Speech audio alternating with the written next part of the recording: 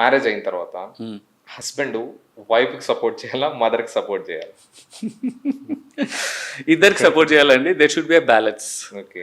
ఎందుకంటే ఎవరికి ఎక్కడ సపోర్ట్ చేయాలో అక్కడ సపోర్ట్ చేయాలి. అట్ ద సేమ్ టైం ఎవరు తగ్గించొద్దు, ఎవరిని పెంచొద్దు. మోస్ట్ ఆఫ్ ద కేసెస్ లో ఇదే ప్రాబ్లం ఎక్కువ. ఇదే అవుతుంది, అబ్సల్యూట్లీ అవుతుంది. ఇక్కడ ఏమవుతుంది అంటే అండి, యాక్చువల్గా అక్కడ అత్త కోడలు హస్బెండ్ దగ్గర, ఇప్పుడు అబ్బాయి దగ్గర అత్త ఎక్స్పెక్టేషన్స్ ఎక్కువ ఉంటాయి, భర్త దగ్గర భార్య ఎక్స్పెక్టేషన్స్ ఎక్కువ ఉంటాయి. ఇద్దరు కూడా ఎక్స్పెక్టేషన్స్. ఇక్కడ భర్త ఈ should play A kind of ఏంటంటే ఒక అన్బయాస్డ్, ఓకే, అన్బయాస్డ్ ఒక జ్యుడిషియల్ రోల్ లాగా ప్లే చేయాలి. అలాగని లాజికల్గా సెక్షన్స్ లాస్ పెట్టి ఆర్డర్ పెట్టడం కాదు. ఏంటంటే ఒక డిప్లొమాటిక్గా, ఇమోషనల్గా బ్యాలెన్స్ చేయడం ఇంపార్టెంట్. ఇమోషనల్గా నేను చెప్పేది. ఎందుకంటే అత్త ఎమోషన్స్ అటు కాకూడదు, వాళ్ళ భార్య అమ్మ ఎమోషన్స్ అండ్ భార్య ఎమోషన్స్ ఇద్దరు కూడా అటు చేయాలి. ఇద్దరి మధ్యలో ఒక హెల్తీ బౌండరీస్ గీయడంలో రోల్ ఎవరిది తెలుసా అండి? అబ్బాయిదే. భర్తదే ఉంటుంది రోల్. అంటే ఒక హెల్తీ బౌండరీస్ అని ఉంటుంది.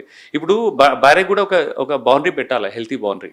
ఎక్స్పెక్టేషన్స్ ఉండాలి, but this is an healthy boundary.